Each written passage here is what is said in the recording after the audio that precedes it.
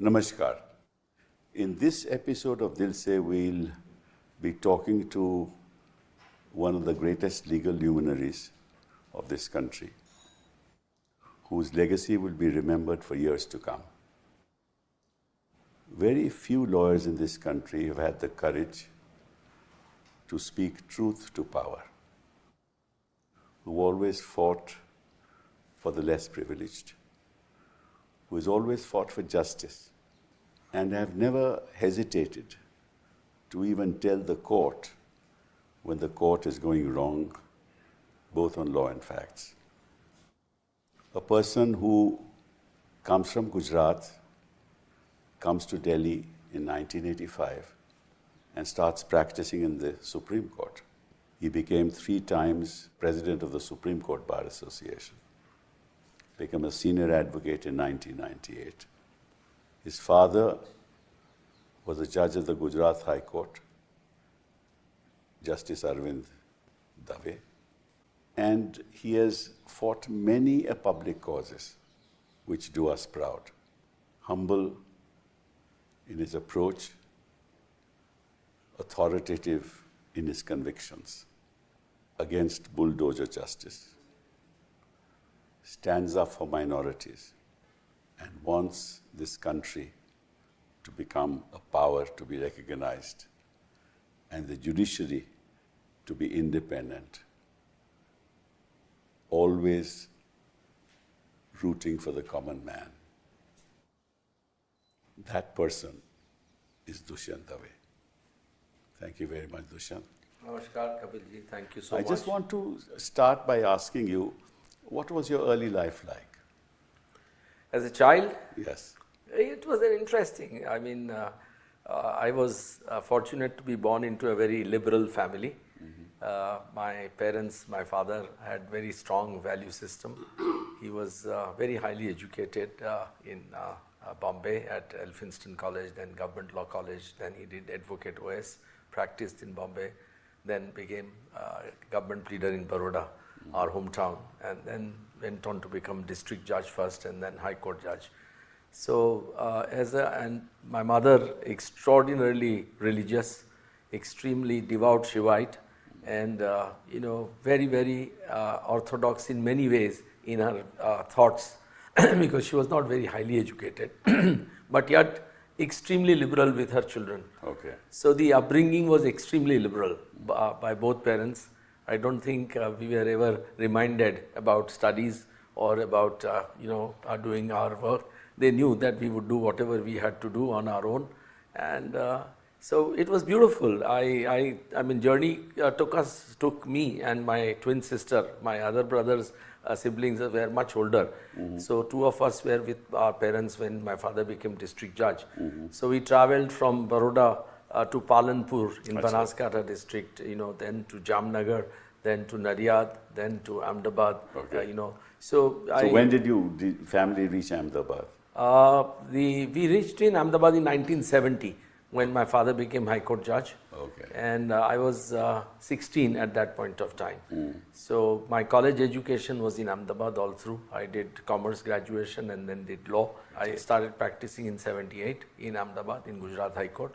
And initially I joined Justice Majmudar, but he became High Court judge within 6 months. And then I was fortunate to be with Mr. Suresh Bhai Shelat, Yes. former Advocate General and one of the most respected lawyers. So as a child, it was very beautiful journey. I mean, we had very nice, friend circle at every places that I still remain in touch with those friends in these small places when I was young. And the club life was extremely important in life at that point of time. So we used to be very regular playing badminton, table tennis, and other things. And And as a student in class, hardworking? No, I mean, yes, I would say I was a very, very decent student. I didn't really enjoy studies a lot. Not the revolutionary lawyer that you are. No. I didn't do much mischief in classrooms, but You didn't do mischief even in court. As you know. but I enjoyed studies in my own pace, Okay. without any pressure from my parents and without any pressure from myself. But enjoyed it. I would say that I was a reasonably good student And but I had a lot of other extra interests, including reading. Okay. Even as a child, because I went to a Gujarati medium school, so I learned English much later when I was about 16 years of age. Okay. So I didn't really have, and even today I'm extremely uncomfortable with English grammar. I have never learned English as a language. We don't get any sense of that. When you're arguing it. But so reading was my best companion, and I read a lot as a child also, and in college, of course, I must Because you have- quote a lot of Ambedkar in many of your writings, Yes. as well as when you argue in court, and so obviously you've I enjoy. Constituent I enjoy. Assembly debates you've read in your Yes, thoroughly. absolutely. And college was, I mean, there is no literature that I didn't read. English literature, of course, but American writers, then some Hungarian writers, some French writers. So all kinds of writers. So throughout your legal career, you were reading a lot, or were you too busy with the law? No. Throughout legal career, I had a very, I would say, disciplined life. I didn't have money when I started practice. In fact, as perhaps the country has been told more than once, that my first, journey as a lawyer was to share an apartment with a High Court peon, Jilu Singh, who was appointed by my father. And he used to pay 150 rupees rent, and I used to pay 150 rupees rent. Oh, I see. That is how the journey started, because my father had retired and gone back to Baroda. Okay. And he didn't want me to be a lawyer. He Okay. wanted Well, me what to did he be a want you civil to- servant. Oh, I see. And he forced me to even... That was a dream of many fathers at that point in Yes, time in the 70s. But I must say, the person who really pushed me to become a lawyer, besides my own thinking, was Justice D.A. Desai, who yes. came to Supreme Okay, Court. okay. He was our neighbor, till 1976, 77. And he was very fond of me because we used to exchange novels. Oh. So, and he would always tell my father, he respected my father a lot. So he would say, Dave Sahib, this boy will become a lawyer. Don't worry about his future. He won't ask money from you. He'll be on his own. And I never asked money from my father the day I started practice. So what made you shift to Delhi in the mid-1980s? A dream, honestly, because by 78 to 84, I had developed a decent practice.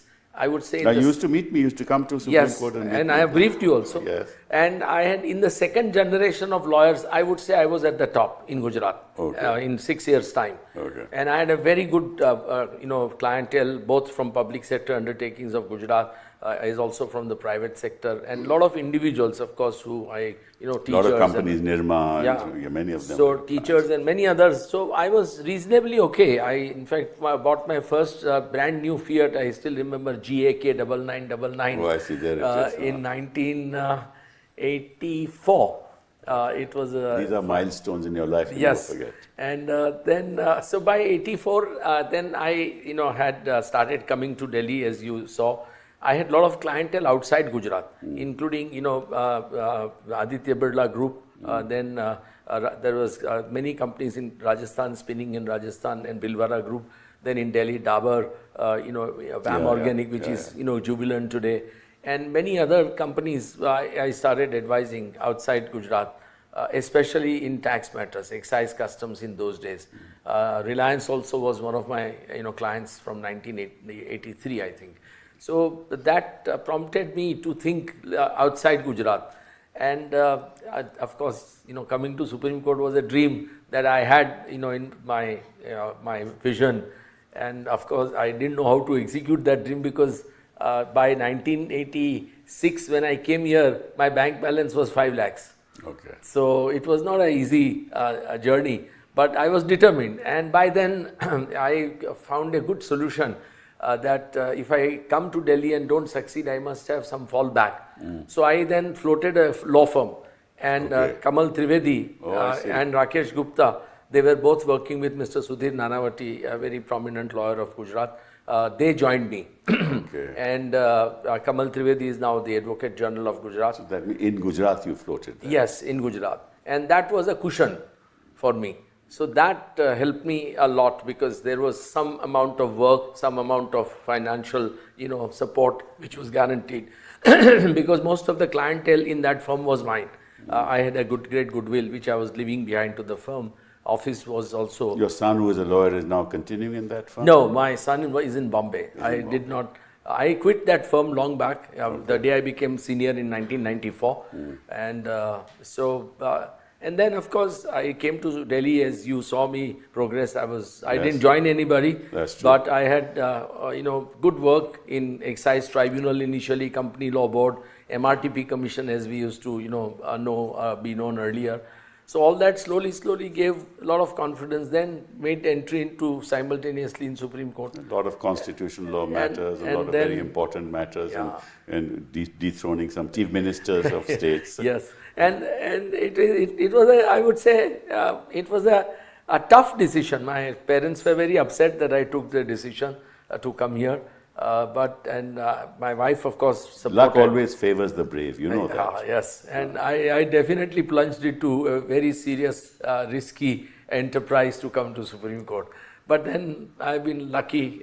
But okay, so let's move from 1986 to 2025 July, when you hung your boots, so to say, and said, I'm not going to practice anymore. How was that journey from 86 to 2025? What were the changes that you saw in the institution in which you practiced? See, the journey from 1986 has been very, interesting, and I was very fortunate to, observe the happenings in the country on the political spectrum. Simultaneously, the approach of the judiciary towards the citizens. And, even as a young government lawyer, for example, in Supreme Court defending government of Gujarat and some state governments, I found that many a times minority members were targeted under good old, laws which were very strict, like TADA and all. Yes. And I would invariably stand up and tell the court to release them. So, I realized that state was slowly and steadily increasing its hold on the citizens.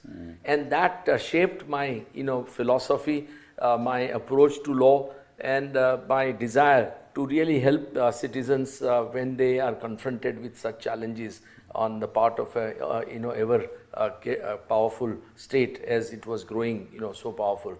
So that, allowed me to, think about. Simultaneously, I was watching the judiciary, which was becoming, initially when I came here, as we all know, the judges in the 80s, 70s and 80s were ideological judges. That's true. And they... Including the other side. Yes, so the ideology was substituted slowly by, I would say, by perhaps... I would say... not so much political ideology. No. Like Dr. Justice Diaz Desai was very, very supportive of tenants. If there was a case of a tenant, he would always grant a protective order. That's correct. Yeah, but that's fine. I mean, that's something in the attitude of the judge we accept. But slowly, what happened to the transformation? See, the ideological ideology which was there, or ideological approach of the judges, be it Krishna Iyer, be it Bhagwati, be it D.A. Desai, was, was really to help a common man. And yes, you may not agree with their approach many times, when these judges would always stand up for a worker or a tenant or a teacher or a farmer. But then you have to understand that in a country as poor as India, that's the right thing to do. Yes. So it was not I would say it was not a dishonest approach. I agree. It was a judicious approach, which was, I would say, commendable at that point of time. And that really shaped the jurisprudence of the Supreme Court in a big way. Slowly, what has happened is that judges have become increasingly, I would say, anti-citizens.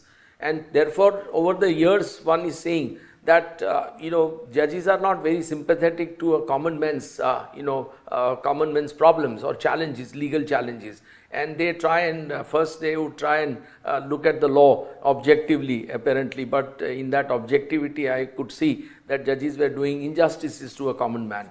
And now it has been completely transformed into being, totally pro-state and anti-citizen. What's the genesis of that, according to you? I think over the years, as I said earlier, the state becoming more and more powerful. And, with Mrs. Gandhi, after the 1980, when she came back, she was very powerful. Then, of course, later, prime ministers were not so powerful. but somehow the judges, for whatever reasons, I can't understand why judges became so, pro-government over the years. Be it revenue matters, be it land acquisition. For example, as you have seen, my own feeling is that land acquisition laws have been a greatest disaster in this country, and they are a fraud on the constitution. Why is that? Because over the years I have been seeing that farmers' lands have been taken away, which are prime lands which they were tilling for generations, without really paying them the real compensation. The compensation which was fixed was to suit either the state for whom the acquisition was being made, or industrialist for whom the acquisition was being made. And those figures of compensation were absolutely minimal. And even to get that minimal amount, they were never market rate compensation, which should have been. And even to get that, the farmers had to fight for years. And in the process, lot of lawyers duped the farmers of their just dues. I know of lawyers in Gujarat who became very, very rich because they would take away percentage of compensation from farmers' dues. There's a different kind of percentages that are taken away even today. Yes. Is that right? So, yes, absolutely right. So, it became an extremely, I would say, it became an extremely oppressive law. The whole purpose of, acquiring the land for a public purpose got defeated because public was being cheated. Public was being, made to suffer. So over the years, these judges have become increasingly, and supportive of whatever governmental action was, however right or wrong governmental election was. That somehow, and there I feel that judges really over the decades have lost touch with the constitution as constitution was conceived by Dr. Ambedkar and his colleagues. And I must say that very few judges over, that I have seen in my 48 years of career, at least in last 30 years, have really understood what the constitution is and what it was supposed to be. And what is it the role of the state, what is the relationship between the state and the citizen, and what is the role of the judiciary over the executive and the parliament. That understanding is very, very poor with the judges in last 3 decades. And they have really not read the Constituent Assembly debates. Had they read them seriously and had they imbibed them, perhaps they would have feeling for the citizens, which unfortunately is not happening. Okay, now is this, whatever you are saying, is this somehow related to the method of appointment of judges? Undoubtedly it is to do with the method of appointment of judges. You see, my own take is that the second judge's case, the petition which was filed by Advocate on Record Association, was where I happen to be a lawyer. Yes, was I regret. Yes, I am so happy that you. I feel that really has changed the very complexion of the judiciary, and over the last. But at that point in time, sorry to interrupt you, Dushyant. At that point in time, we as lawyers, Fali and I argued that case. We as lawyers felt that the executive was interfering too much in the process of appointment. And that this needs to change because we had a lot of appointments being made at that point in time. I was not in politics at that point in time as such. I was, but not really active. So that was the rationale for it. But I think we got into a worse situation after Yes, that. You are right. My own feeling is that the executive did make some wrong appointments prior to 1990. That's right. But they were far and few. Far and few. Yes, there are serious, questions being raised about certain law ministers, as you and I both know. But at the same time, I would say that by and large, the Chief Justice's recommendations were fair in those days and were, well calibrated, well debated amongst the judges, and good appointments were being made. I can definitely vouch, and you will agree with me, that in 1978, when I started practice in the Gujarat High Court, it had impeccable judges. They were judges who were not just competent in law. They were people with great integrity. They were people with great courtesy, with great knowledge, and yet they, handled the court so beautifully, so enjoyably, that it was a treat to appear before them. It's true. Absolutely treat. Till I left in 1986, the Gujarat High Court was really an institution to be proud of. Right. And after that, of and course, on I lost. reflection, the Gujarat High Court today? Well, every lawyer who comes and meets me, smallest to the most successful, really speaks very poorly about the High Court. That's also, very poorly. That's also true, because whenever good lawyers meet me and I ask them this question, the answer is somewhat the same. And that saddens us, because it's my parent High Court. So, coming back to your question, appointments, undoubtedly the collegium system which Supreme Court, found out for itself, has turned out to be a disaster. And as a result of that, we all know, for example, since 1995, how many Chief Justices of India we have had who have performed questionably. It may be some 20-25 of them. We, as Chief Justices of India, very questionable behavior. And therefore, and many judges we know, in the corridor, as I always say, that, ultimate barometer of a judge's, character or integrity is the corridor of a court. And corridor whispers are never incorrect. They are not, gossip. Those corridor whispers are actually, they stem from actual experience of the lawyers, which is shared within, canteen or in corridors. And that is why in fact, if you recall, in the challenge to NJSE, I stood up on in behalf of the Supreme Court Bar Association to argue, and I told 5 judges bench headed by Justice Kher that if you have courage, wear burqas and walk in the corridor of any court in this country, and you will know what your reputation is. I remember. And judges took it in a very nice way, sporting way. Yeah, I was not questioning their, character. I was saying that, look, there is a challenge. You are not willing to address the challenge. And the biggest challenge is this collegium system, where the appointments are really very poor. The court has suffered, the Supreme Court and High Courts have suffered not only in terms of, the character of the judges, but also in terms of their competence, in terms of their knowledge, in terms of their jurisprudential, experience. So, you have therefore now crop of these judges who I would say are not at all competent, most of them. So, there are far and few examples who are very good, exceptionally good, but then by and large, today, the kind of judges you see, you feel that the process has really, and as you know, and I know it better, that bar today consists of some outstanding lawyers who deserve to be recognized. Since last 30-40 years, we have been seeing that they have been neglected, who deserve to be appointed as High Court judges, and some people who really didn't deserve to be appointed have been appointed. Equally, from subordinate judiciary, I have no doubt that there are some outstanding judges, and those judges have been ignored and in elevation to High Courts. So, the whole process by the collegium system has been extraordinarily subjective. It was supposed to be objective. And I remember one sentence in second judge's case, which really should have been the guiding principle, that you must select the best from amongst available. That's true. You don't do that. And as a result of that, the quality of jurisprudence, quality of justice delivery, and quality of judges have all suffered. Okay, so let me just comment on that, if I may. That my personal view is that when judges are moved from the High Court to the Supreme Court, and some of them have been Chief Justices in those High Courts, they have their own experiences of judges who they sit with, right? And they have associations of those judges. So when they come to Supreme Court and become part of the collegium, then each judge wants his particular candidate, so to say, quote unquote, to be elevated to the Supreme Court. So if you have 4 or 5 people part of the collegium, and each judge says, you appoint this person or you appoint this person, then it's a give and take. That we'll agree to one of you, one suggestion you've made, you agree to one suggestion. Now, that's the kind of bargaining that I believe does take place.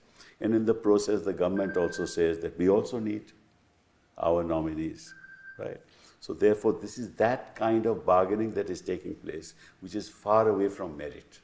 That may be one of the reasons for the dilution of competence and quality that you talk about. I fully agree. What you are saying is that there is a give and take in the collegium system, be it in High Courts or in Supreme Court. Yes.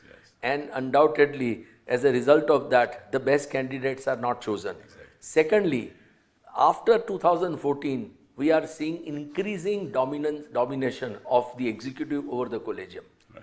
And because each Chief Justice has been weak after 2014, barring, maybe, last was a judge who stood firm was Justice Thakur, Chief Justice Thakur. After that, judges after judges have, I would say, catapulted, and they have really become subservient to the executive on administrative side. And I know of instances where judges, chief justices have been hobnobbing with the executive behind closed doors. Is that a practice that is prevalent in other parts of the world, in democracies of the world? Certainly not. Certainly not. I remember, when my father was a High Court judge, Mr. Chimanbhai Patel was then a minister in Gujarat cabinet and was our neighbor. And Chimanbhai Patel had worked under my father in student days. Yet my father refused to meet him and invite him to my sister's wedding, saying that I will not. Now that he is a minister, I am a High Court judge and I must not do that. So, that kind of objectivity was maintained in relationship. I have never seen anybody coming to my house, when my father was a district judge or a High Court judge in his career of 20 years.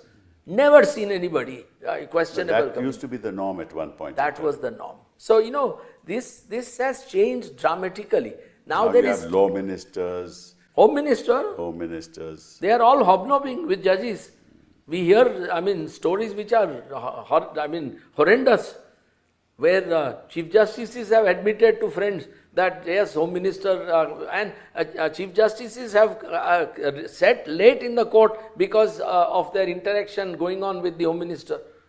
So, that kind of a thing happening is... and I also believe, and I may be wrong, because this again is actually some of these rumors have some element of truth to it, that the chief justices also say, let's get clearance from the government first before we recommend a name. Yeah, absolutely. That's very most unfortunate. And as a result, good judges have not been. We know at least there are 3 instances in Gujarat too who have been very seriously discriminated. Justice Jayant Patel, who deserved to come to Supreme Court, and Justice Akhil Qureshi, who deserved to come. We have seen in Justice Muralidhar's case in Delhi High Court. So likewise, there are Justice... That sends a signal. That Justice Sodhi, for example, who was from Punjab, Karnataka Chief Justice, top class.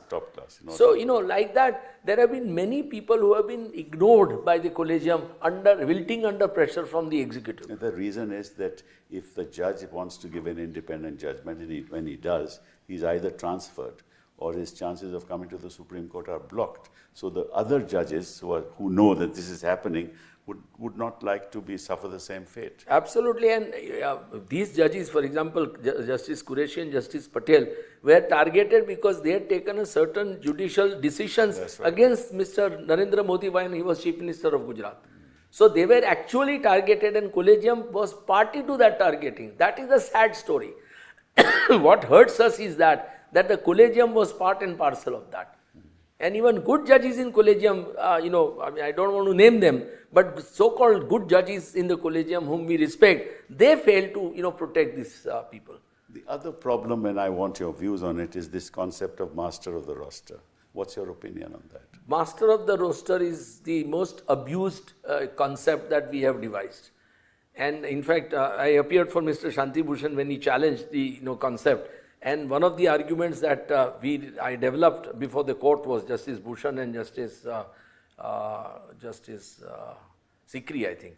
And what we said that let us have a kind of a group of judges who will decide these matters. Constitution of benches, senior judges, 3 judges, and allocation of work. Why should it not be decided by anybody? It should be allocated through an algorithm. Absolutely, it should be computerized.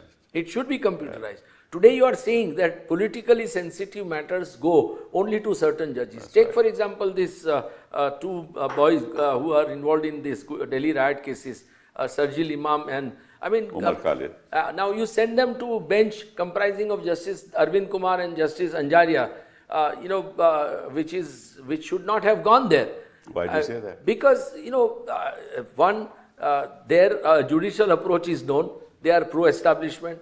So there is no point, picking up this matter and sending. But if you send it to a judge whose judicial approach is also known, which is absolutely pro-government. Not pro-government, it's anti-government, then they will say, look, why should you send it No, there? Nobody says, but... Therefore, it should be done through an algorithm. I agree there, but what I am saying is that master of the roster is being abused like this. And it's not started now. I remember when Sometime. Mr. Long time. Karunakaran was convicted in Kerala High Court in one scam, then former Chief Minister.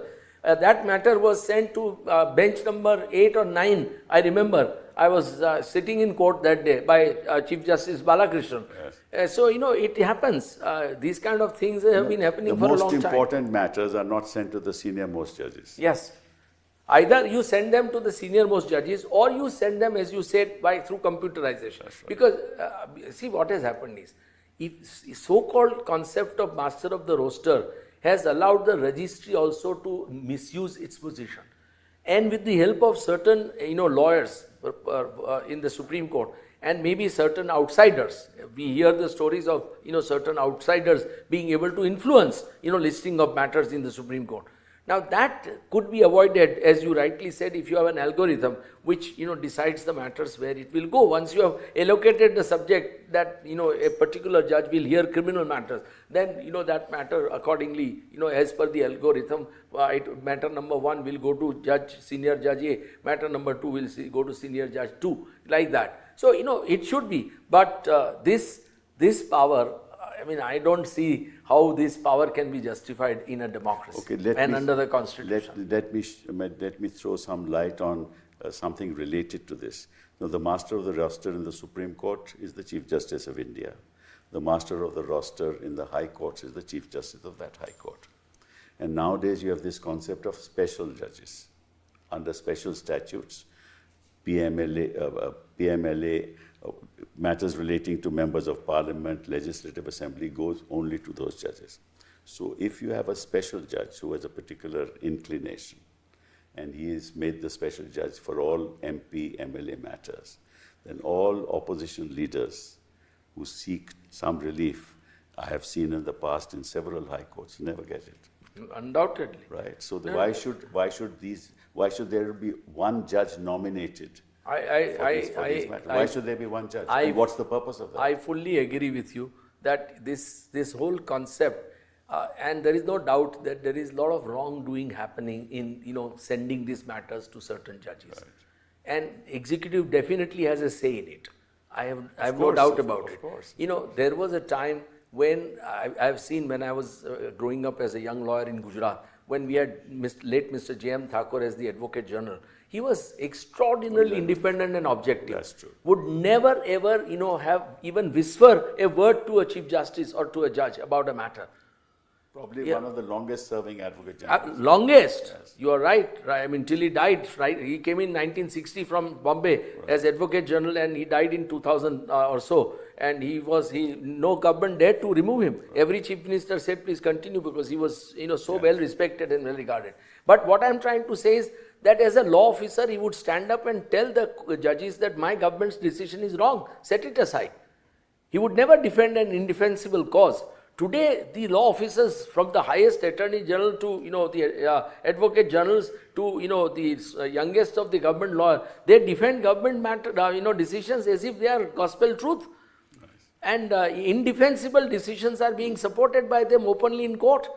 And that is something which is really shocking, that, you are a representative of the people. You are not a representative of the government.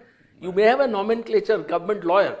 But government, you are actually supposed to uphold the Constitution and defend. But if these Adhivakta Parishads are the ones who send these lawyers and they become High Court judges, then what happens? Today the decisions to appoint law officers has become extremely political. It never was supposed to be political. But it started with the Congress government, because Karnataka, I remember that Chief Minister who used to play badminton. All governments want to have their own nominees. Exactly. There's no doubt about it. So, but the extent of it, and the intensity of it, and the very biased nature in which this is done, is a matter of degrees. It has increased.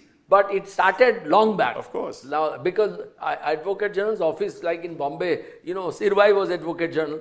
People like them, even in Supreme Court, we had some outstanding, Attorney Generals and Solicitor Generals. As late as till, Mr. Ashok Desai and Soli Sorabji were there. S.V. Gupte, and they were very, very objective. Yeah. But since this government, so it's a very combined effect today. What is happening, the falling standards in the judiciary is because of, firstly, bad appointments, then this so-called, power of the Chief Justice to constitute benches and allocate matters. 3, most important, influence of the executive over the judiciary. In every court, there is an influence. Now, I believe that in many a times, these government lawyers go to chamber of judges and speak to them about matters. So, these are... You've had judges during vacations and you have protested. Yes, absolutely. You've heard matters out of turn and granted relief overnight. Absolutely. So, things have gone now beyond repair, Mr. Sibal. And it is really very sad that there is no awakening within the system. No Chief Justice in last 25 years has decided to go into the problems facing, the judiciary and the resultant non-delivery of justice to a common man. Nobody wants to seriously sit and introspect about it. Nobody, has the heart, or the feelings for a common man. Now that is something which is beyond repair. I mean, beyond. But see, look at it from another standpoint. When you started practice in Supreme Court, say 86 onwards, the nature of litigation was entirely different, right? There was enough time for judges to sit back and decide on constitutional issues which matter. And therefore, they thought about these matters in depth before they... Today, they have no time. You have 60, 70 matters listed in court. Highly controversial constitutional matters have to be decided within a short time span. And there's not enough time for judges to ruminate, think about the consequences of their decisions. And therefore, that itself also is a very dangerous thing for the Supreme Court of India. Yes and no. Because, over the weekends, judges don't sit and read anything. They are traveling across the country, opening something or the other, cutting ribbons, giving lectures which are completely unwarranted. I mean, they make no sense. What they tell in those public speeches is completely defied in what they do in their judicial approach. So the judges are equally responsible.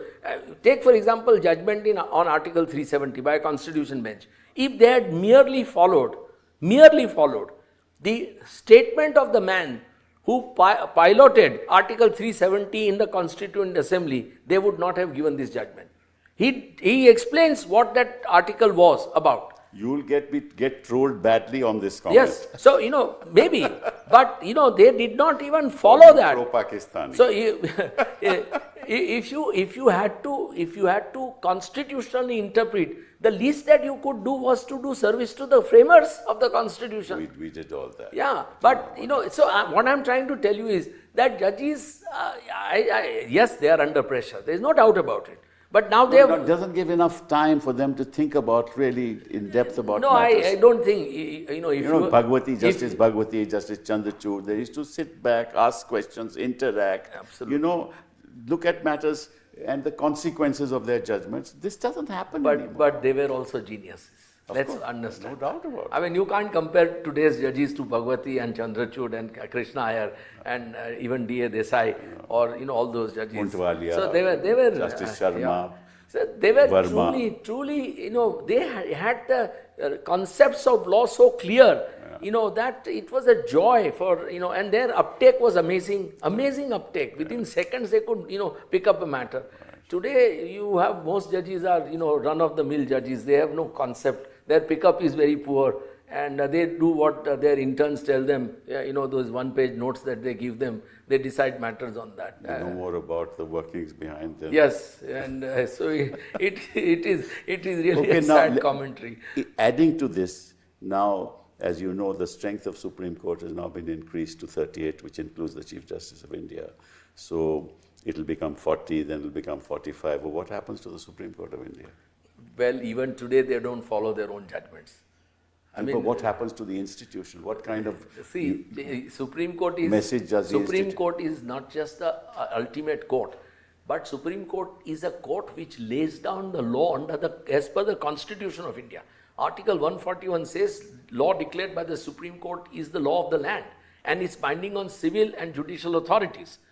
Now, that is the power Supreme Court has to lay down the law. But that law is not being followed within the corridor of the Supreme Court. from one courtroom to the other, they are Depends on the attitude of the correct. judge. They are completely divergent in their approach, and even as you are seeing now, and I saw it, that you cite a direct decision, a judgment, they will not. They will find some way to get out of it, because they want to, decide matter in a particular way, not as per law. So, it's unfortunately with this. Is it a good omen for the strength of the Supreme Court to increase from 40 Look, to 50? let's will it help the institution? The answer is no.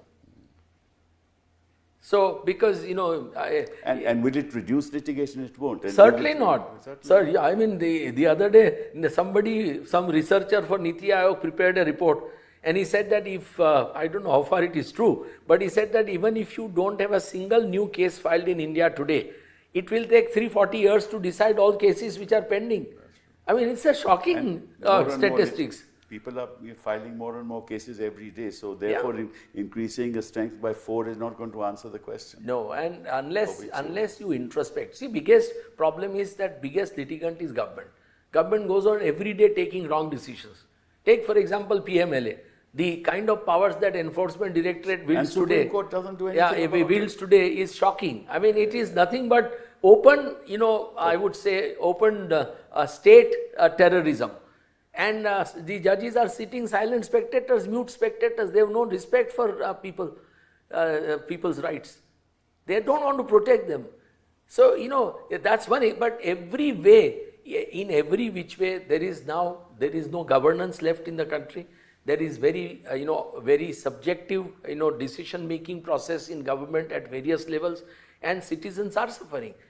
We all know that their decisions are taken by governmental authorities across the board, from lowest to the highest, with a political motive in mind. for political and financial.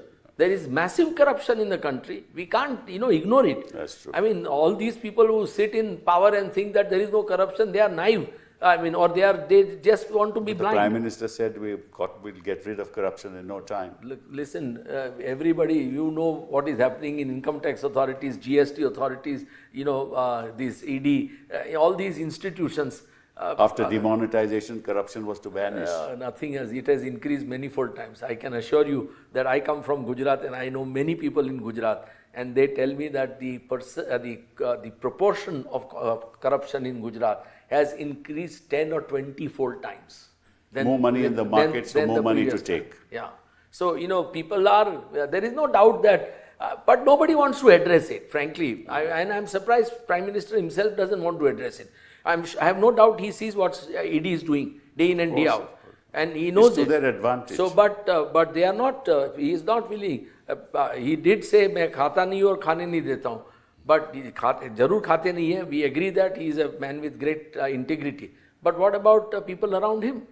So, we all know, we all saw how electoral bonds were being, taken by people under coercion and given money to BJP. We all know. BJP. So, it's something. And no consequences. Yeah, and Supreme Court gave a great judgment, great Chief Justice gave a judgment saying that this is all wrong. But when Prashant Bhushan went with examples and said initiate criminal I told action, Prashant, I said, don't do it. he said no, same judge said no. I mean, and then he comes in media all across the world and, talks about democracy and citizens, and I mean, the hypocrisy is so writ large in our institution. But tell me, why in July 2025 you called it a day? See, honestly... Was you upset with the whole system, or was there any other reason? No, 14th of July, Supreme Court was opening. Yes. 12th of July, I took the decision. I came back from a golf game and told my wife I'm quitting. And I But told why? her, Why? I'll tell you, I was completely disillusioned with the system. And I, But there are only a few voices left in the Supreme I agree, Court, but and we've lost your voice. We wanted it to be not there. as much as you do, but I did fair amount of No, pro you bono did work. very well. Pro bono work. And when you would appear for these people who deserve justice, and you would see that they were being denied justice, shamelessly by judges. That is true. A complete violation of constitution, its norms, and complete I have to tell you, negation. when I come back home every day from court and we see this kind of thing happening, I despair. Yeah. I despair the whole evening, and we don't know what to do. Yeah. But it's day after day after day. So I honestly, and I must confess one thing, that I am emotional and sentimental. And I was unable to then all people with a heart are emotional. Yeah, take the weight of that. I said that I have done enough. Now somebody else will take over. Fortunately, the system still has giants like you and many other people who help people in more than one way. So that helps. People like Prashant Bhushan, Chandar Uday Singh, Meenakshi Arora. These are all outstanding lawyers. Even in Bombay, High Court, people like Navroz Sirvai and Mihir Desai, Brinda Grover. All these people, Amazing. It's Indira Jai Singh. You have to be proud of. You may not agree with them, but these are many. I mean, I don't remember. Let me all the formally names. thank you for the great contribution you have made to the legal profession. No, Formally thank you. No, you don't have to thank me. I must say, Kapil, that it was a great joy. And the satisfaction was when you could, see, smile on the face of people for whom you got justice. Exactly. I remember that day when I got the stay against bulldozer in Delhi, in that locality, I forget that, and Chief Justice Ramna, on my oral request, gave that protection. Yes. That was, the things like that, the last of the cases that I argued for 17,000 officers of paramilitary forces who are being denied promotion because of deputation of IPS officers under this government from DIG onwards. Correct. And a bench of Justice Oak and Justice Bhuyan allowed our...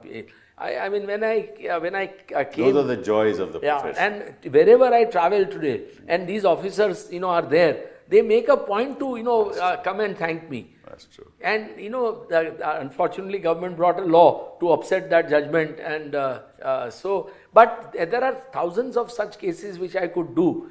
The love and affection that people gave me, really I have cherished it in my heart, and I will never forget that. So I mean, I did what I felt was my rightful, I would say, obligation to the nation and to the citizens. Are you as upset with the functionings of this government and the politics of this country as you are with the judiciary? I am not just upset, but I can definitely tell you one thing, that we are in a situation from where we will never be able to get out. Will we ever be a Viksit Bharat? There is no Viksit Bharat. If you are yourself giving 100 crore plus people free ration, instead of creating jobs for them, instead of standing up for their rights, you are making the country turning them into begging. See, it's all right, these freebies, reveries which you called, when AAP was giving, you were very critical of them as Prime Minister. But today you are all sustaining, before every election, whether in Bengal or Bihar, you give, you distribute, or Maharashtra. Put them into their bank accounts. Yeah, you distribute money, and judges just see, election commission just sits there and sees, and allows this nonsense to go on. It's nothing but bribery. It is an offense under the electoral laws. I've said so. Electoral laws. Yes. But it's happening.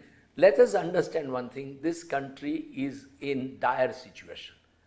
Problem is, nobody wants to discuss it. Everybody thinks that this country is doing well because the Prime Minister wants to celebrate every day something. One of the reasons we do the Dil Se programs, we want to discuss these issues and ensure that some information which is reliable goes to the public. No, we see it. Let us understand one thing. This country is not represented by Bombay Stock Exchange or GDP 7%, which is also it's the 800 million people who earn less than 5,000 rupees. Almost a billion plus. Why 800 million? The Prime Minister admits in his manifesto in BJP in 2024. Prime Minister says boldly, मैं 81 करोड़ से ज्यादा लोगों को मुफ्त खाना दे रहा हूं. मेरा वादा है कि अगले 5 साल तक देता रहूंगा. Now he doesn't say exactly what is that figure, but people tell me it is over 100 crores. Now if 100 crore people are dependent on free ration, you can imagine what is the situation. We know, we are seeing all around, our own staff, their families, their villages. I travel across the country by car. I drive myself and see, and I stop by at many villages and, talk to people. The situation is extraordinarily bad. And unless we want to, really discuss it, today nobody wants to discuss. Look at these business organizations, be it FICCI, CII and all. Every time they will have some kind of a seminar, all kinds of, everybody will praise the government and talk about development. I don't know what they are. I must ask them a question. Privately, they don't praise the government. Yeah, maybe, but publicly they don't even, They dare not praise the government. Naturally, there is no doubt that there is an atmosphere of fear in the country. Yes. I don't blame them because agencies are targeting best of the people. Agencies are, today CBI, ED, income tax, all authorities are being used to target against people. We all know it. So, it's a sad commentary. But, for a person like Mr. Narendra Modi, who otherwise is hardworking as we see, because he projects that he works some 16 hours a day, and I have no doubt that he does.